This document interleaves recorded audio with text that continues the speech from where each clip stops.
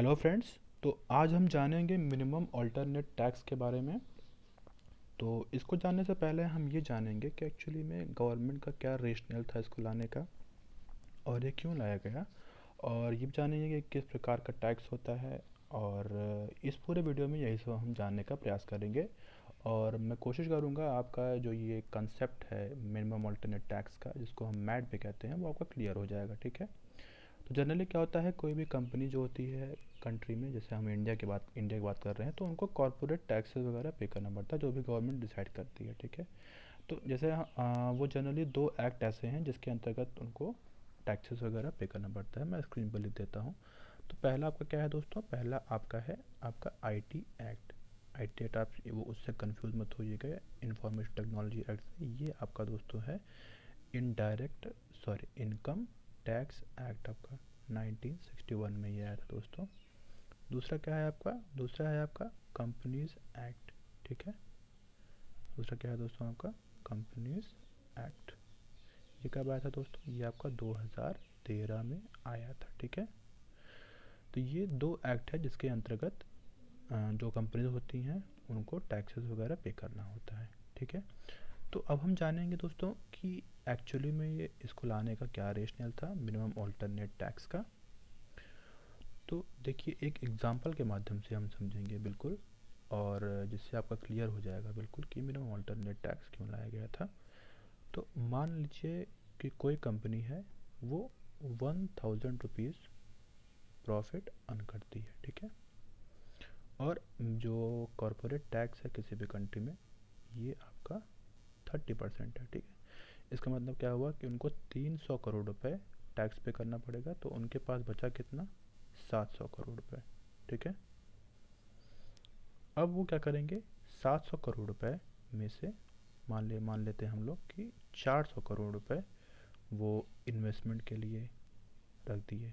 ठीक है। क्योंकि भाई कोई भी कंपनी है तो वो जो भी प्रॉफिट अर्न करती है उसी में से वो इन्वेस्टमेंट करते हैं ताकि वो फर्दर ग्रोथ कर सके। ठीक है। तो 400 रुपये हम मान चलते हैं कि वो इन्वेस्टमेंट के लिए निकाल दिए। अब कितना बचा उनके पास, अब बचा उनके पास दोस्तों 300 रुपये। ठीक है। 300 रुपये उनके पास बचा। तो जिसमें से क्या, जिसमें से आपका जो 200, मतलब मान लीजिए हम मान लेते हैं कि जो 100 रुपये है, 100 करोड़ रुपए, 100 करोड़ रुपए यहाँ बात हो रही है, तो 100 करोड़ रुपए वो निकाल देते हैं। जैसे जो भी आपका डेप्रिसिएशन होता है उसमें, जो भाई मशीन मान लीजिए ख़राब हो रही है, बिगड़ रही, तो उनको बनवाने के लिए भी जो है 100 करोड़ निकाल लेते हैं। और जो भी पेमेंट्स वगैरह होता है एम्प्लॉय को, वो 100 करोड़ का हम ऐसा मान के चलते हैं। ठीक है। तो लास्ट में क्या बचता है उनके पास, मान लीजिए 200 करोड़। ठीक है। तो इस 200 करोड़ पे उनको टैक्स पे करना होता है। ठीक है। जो भी आपका टैक्सेस वगैरह होता है, ये यही शो करती हैं कि इतना टैक्स उनको जो है पे करना है। जब वो इनकम टैक्स के अंतर्गत अपना टैक्सेस शो करती हैं, तो वो जनरली 200 करोड़ शो करती हैं ताकि उनको इतना। और ये दोस्तों ये पूरा लेजिबल रूट है, ये कोई जो है नॉन लेजिबल रूट नहीं है, इलेजिटिमेट रूट नहीं है कि जिसके माध्यम से कंपनी जो है ऐसा शो करती है। मतलब कि ये जो 200 रुपये है दोस्तों, यही 200 रुपये वो जनरली दिखाती हैं और इसी पे उनको टैक्स पे करना होता है। तो ऐसा क्यों, मतलब इतना ऐसा ऐसा क्यों किया गया, मतलब कि 200 रुपये क्यों, मतलब इतना कम क्यों जो है ऐसा करती है गवर्नमेंट। ताकि गवर्नमेंट गवर्नमेंट जानती है कि वो जो 400 रुपये वो निकाले हैं इन्वेस्टमेंट के लिए, वो इन्वेस्टमेंट नहीं करेंगे तब, ताकि नहीं करें, अगर नहीं करेंगे तो इकोनॉमी में ग्रोथ नहीं होगी। तो ये गवर्नमेंट ने उनको प्रोवाइड किया है। तो लेकिन प्रॉब्लम क्या हुआ, प्रॉब्लम ये हुआ दोस्तों कि जो हमने देखा था कि वो जो 400 रुपये इन्वेस्टमेंट के लिए निकाले थे, ठीक है, 100 रुपये उसके लिए निकाले थे।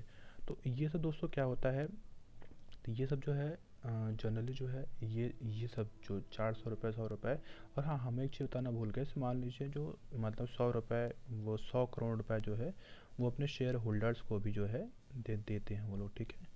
तो ये सब क्या करते थे कि इसमें इसको मतलब धांधली कर लेते थे, मतलब कुछ ना कुछ जो है वो कम शो करते थे। मतलब वो ऐसा शो करते थे कि जो है ये 400 रुपये हमने रख लिया है, फ्यूचर इन्वेस्टमेंट के लिए रखा हुआ है।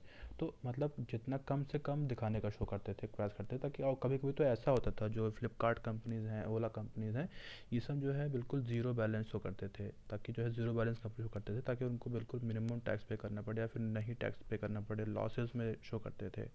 तो इससे क्या होता था, गवर्नमेंट को रेवेन्यू कम मिलता था। तो गवर्नमेंट ने इस प्रॉब्लम को शॉर्ट आउट करने के लिए क्या किया, तो देखिए क्या होता था। एक चीज़ और मैं आपको बता देता हूँ दोस्तों।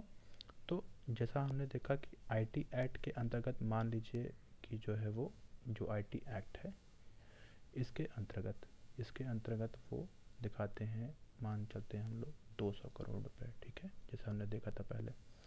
और जो कंपनीज एक्ट है, शॉर्ट फॉर्म में लिखता हूँ मैं, कंपनीज एक्ट के अंतर्गत दिखाते हैं वो लोग 1000 करोड़ रुपए। ऐसा क्यों करते हैं दोस्तों? ऐसा इसलिए करते हैं कि ताकि वो और शेयर होल्डर को अट्रैक्ट कर सके। भाई जितना ज़्यादा प्रॉफिट रहेगा तो कम जो शेयर होल्डर होंगे वो ज़्यादा क्या बोलते हैं शेयर इसमें खरीदेंगे, है ना। तो इसमें यहाँ 200 क्योंकि उनको जो है कम टैक्स पे करना पड़े, तो यहाँ पे वो कम शो करेंगे, यहाँ पे ज़्यादा शो करते हैं, ठीक है। वही सेम कंपनी, ठीक है, हाँ कोई भी कंपनी, वहाँ एक्स वाई कंपनी कोई भी कंपनी ले लीजिए। तो होता क्या था, गवर्नमेंट को इससे इससे काफ़ी मतलब कम उनको रेवेन्यू प्राप्त होता था। तो गवर्नमेंट ने क्या कहा, गवर्नमेंट ने कहा कि देखिए ऐसा नहीं चलेगा। अब आपको जो आपका कंपनीज एक्ट के अंतर्गत जो आप दिखाते हैं प्रॉफिट, इसमें आपको मिनिमम 18% आपको टैक्स पे करना पड़ेगा। मिनिमम 80%, मतलब क्या हुआ इसका, इसका हुआ हम मान लेते हैं मतलब वही 180 करोड़ रुपए आपको इस इतना इतना तो आपको पे करना ही करना है। तो ये दोस्तों अब हम देखेंगे कि मिनिमम ऑल्टरनेट टैक्स क्या है। मिनिमम तो हमने देखा कि इतना आपको पे करना है। ऑल्टरनेट मतलब क्या है कि अगर आपका जो है जो आपका आईटी एक्ट के अंतर्गत आपका 200 करोड़ है, ठीक है, अगर ये 200 करोड़ है, 200 करोड़ मान लीजिए है, और हमने देखा 30% मान लीजिए क्या बोलते हैं आपको कॉर्पोरेट टैक्स है, तो 30% जब कॉर्पोरेट टैक्स है तो कितना हुआ दोस्तों, तो ये बहुत कम हुआ आपका, हम 60 करोड़ जो है, ठीक है, कैलकुलेट करते हैं। तो मतलब यहाँ पे कम है, अगर ये कम है तो आपको इतना तो पे करना ही करना है, ठीक है। अगर आपको ये नहीं पे करना है तो यहाँ पे आपको जो भी आपका लेजिटिमेट प्रॉफिट हुआ है वो आपको शो करना पड़ेगा, ठीक है। अगर ये ज़्यादा है, मतलब अगर आपका आईटी एक्ट वाला ज़्यादा है तो इसको पे करने की ज़रूरत नहीं है। ऑल्टरनेट टैक्स, ऑल्टरनेट इसलिए इसमें ऑल्टरनेट वर्ड का यूज़ किया गया है, ठीक है। तो ये मतलब पूरा हुआ, ये कॉन्सेप्ट पूरा हम समझे इसमें कि ये जो है इसलिए सरकार इसको लाई थी, ताकि जो है जो कंपनी है वो जो है वो पूरा जो भी उनका प्रॉफिट है उस पर वो पूरा टैक्सेस पे कर सके, और गवर्नमेंट को प्रॉपर तरीके से रेवेन्यू प्राप्त हो सके। तो इसको पहली बार कब इंट्रोड्यूस किया गया था दोस्तों? इसको पहली बार इंट्रोड्यूस किया गया था 1988 में, और उसके बाद फिर 1990 में इसको जो है विड्रॉ कर लिया गया था, क्योंकि कुछ कंपनी प्रोटेस्ट कर रही थी। तो 1988 में पहली बार किया गया, फिर 1990 में इसको विड्रॉ कर लिया गया, और फिर 1996 में इसको फिर से री इंट्रोड्यूस किया गया, ठीक है। तो ये हमने देखा, इसमें इसको थोड़ा सा बैकग्राउंड भी हमने देख लिया। अब हम जानते हैं कि ये क्या है, ये कौन सा टैक्स होता है एक्चुअली दोस्तों। तो आप खुद सोच सकते हैं कि ये इनकम पे लग रहा है, तो ये डायरेक्ट टैक्स हुआ ना, क्योंकि इनकम पे लग रहा है। तो ये दोस्तों क्या होता है, हमारा डायरेक्ट टैक्स होता है, ठीक है।